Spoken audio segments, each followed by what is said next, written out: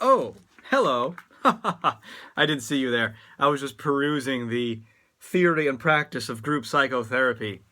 It's a 1,000-page tome that I read through once a day, speed read it. No, I know you're there. I started the video. Okay, so I had something else that I realized that I wanted to share with you that came up in a session that was super powerful. And that's one of my missions is to, when I work with people one-on-one or in groups, it's not just for them, it's for everyone. Everything I learn, I share. And that's why I share in these videos, in my podcast, in my book, everything. Because I want to spread this to everyone. And because, confidence is our birthright. It's your birthright. And I want you to be more confident. So here's what came up in the session. I think you'll be able to relate. And I think it will help you massively increase your confidence and massively reduce the amount that you're struggling and suffering and kind of feeling pain, basically emotional pain, frustration, resistance with life, challenges, anxiety, all that stuff can go way down. So here's what it is. Basically, when you are struggling with something, maybe there's an area where you don't feel as confident as you want. You want to be able to talk to people. Maybe you don't like that you get anxious. Maybe you don't like how you show up at work because of that anxiety, or because in friendships and dating, wherever fear is getting in the way. And maybe it's not fear. Maybe it's you feel down or sad or depressed or angry, whatever it is. With that, whatever that is, that discomfort, that pain, that suffering, there are two layers to it. And this is super valuable to know. One is there's the inner core, and then there's the outer layer. So and Tara Brach talks about this in her book, Radical Acceptance, which is an awesome book. I'll grab it and show it to you, but I don't want to go up and get it. But Radical Acceptance by Tara Brach. Highly recommend checking that out. I'm still working on getting an interview with her, either for this show or the podcast. She's rejected me twice, but I'm going to keep going because she's awesome. So there's two layers. The first layer is that raw feeling that feels like it just comes up. So maybe let's just pick fear, anxiety, because that's something we're all scared in some situation. And shit, maybe you just wake up and you're feeling scared. Last night I was going to bed and I just felt anxious. So sometimes it just happens, right? So it emerges. That's the core layer. And we'll talk a minute about how to deal with that. But then, for most of us, within 2 nanoseconds, we pop into the outer layer. And the outer layer is all of the judgments we have about ourselves for experiencing the thing at the core. This again? What's wrong with you? Why are you suck? There's something terribly messed up about you. You always have this problem. No other people have this problem. Other people handle stuff better than you do. Why are you're not as, capable as other people? You're not as smart as other people. Other people don't get this sad, or other people don't get this anxious. Other people have already overcome this.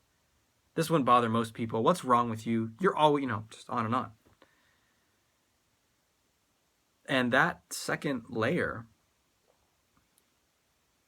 piles on and is very intense and does a whole bunch of craziness in our minds. So the second layer is self-judgment and just general resistance to feeling the thing in the core. And when we're feeling that, the essence of the outer layer is, because this core layer is here, or you're feeling it, you're bad. You're worthless. You don't deserve love or respect. And if anyone knew about this core layer, then they would not love or respect you. So you have to hide it. That's how we think. That's how we operate. So when we're in the outer layer, it's so hard to resolve anything. It's so hard to heal anything and work through anything because we're just battling ourselves. And the critic that's kind of beating you actually wants you to stay in the outer layer. Now, why on earth would that be? Why would we actually want... if you feel worthless, why would I want to stay in a layer where I feel worthless? What do you think? Because going to that core layer and pointing at it, it's in our heart, it's vulnerable. it can be challenging to work with those raw feelings of fear or sadness or anger or hurt. It's very vulnerable. And this critic emerged when you were usually younger to help you deal with vulnerability. And it freaks out at the idea of you feeling that stuff. So it wants you to stay out here battling with it. No, yes, I'm okay. No, I'm not. I'm terrible. You suck. And as long as you're in there, you're distracted. It feels like shit. You feel worthless. But somehow to the critic, that's safer and better than going here. So what you have to do is you have to understand, and Tara Brach talks about this as the first arrow and the second arrow. The first arrow is that core layer of pain. And then the second arrow is maybe there's more than one arrow. Maybe it's a string of arrows. You just keep firing at yourself again and again and again. So what you have to do is the first thing you have to do is you have to work with the outer layer. Because if that's happening, how can you deal with this when you're trying to protect yourself from all these arrows? So what you want to do is you want to notice that outer layer. And there's a couple things you can do. One, and this is kind of like a cognitive therapy approach, David Burns is a master of this, is you can challenge that critic, challenge that outer layer. It says you're worthless because you're feeling scared, or you're worthless because you messed up. And you can write it down, you can challenge it. You can say, wait, so I'm worthless because I made a mistake at work? Or I'm worthless because someone was upset with me? Is that really true? So if other people make a mistake, are they worthless? Is everyone worthless when they make a mistake? You can start to question it, start to challenge it, start to get really curious about it. In my book, The Solution to Social Anxiety, I have a whole section there called challenge. I don't know what it's called, but it's like challenging with questions, challenging with logic. A lot of powerful cognitive therapy stuff in there that can really help you. Check that book out. You can also get David Burns' book called Feeling Good. Really good book, by the way. Highly recommend that. That'll teach you how to challenge that outer layer. Another approach, and this is more of like the Tara Brach kind of mindfulness approach, which is very powerful as well, is you just acknowledge okay, that's the outer layer, and I'm not going to buy into that. And I'm going to bring my attention away from the judgment and the criticism and trying to defend or protect, and just bring my attention to that inner layer.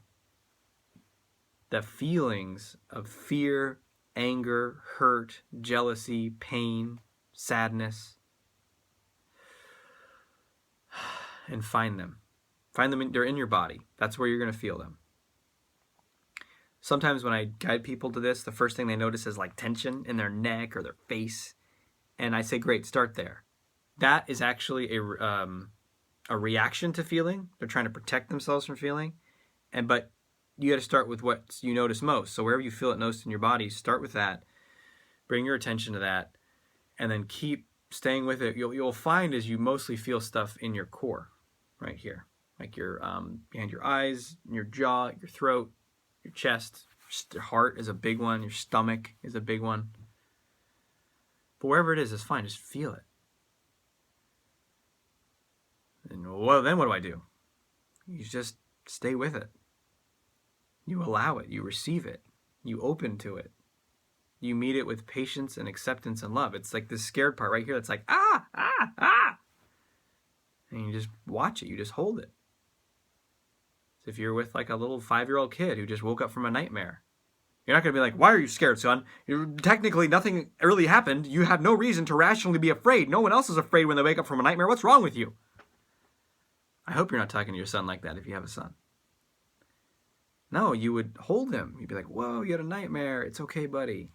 You're scared. It's okay. You're safe. I got you. And you'd rock him and you'd hold him. And that's what we want to do with those feelings in that inner layer. And the more you do that, the freer you'll become. And here's the thing. I don't know what percent it is for you, but for most people, the majority of the pain and suffering is coming from that outer layer. Like if you were to rate how terrible something is in your life, 10 being this is the worst problem in the world. It's so anxious. It's so terrible. I'll never overcome it. And 0 is it's not even there anymore. If something's real big for you, like a 7, 8, 9, 10, my guess is that maybe if you start to go work on the core inner layer, it's like 1 or 2 of that is the pain of this, and 5 or 6 or 7 or 8 or all 10 of it is this outer pain. So if you work with that and go straight into the inner pain, things will open up in ways you can't imagine. So thanks for listening to this. Subscribe if you would like this and you want to know more about this kind of stuff. Also, comment below. Ask your questions. I've been answering more questions recently, and I love those as well. As also share what you've noticed about this and what works for you, because we're all healing this together. We all want to grow in confidence. No one has got this totally figured out. We're all on this path together. So let's all support each other. You are awesome. I love you. I'll talk to you soon.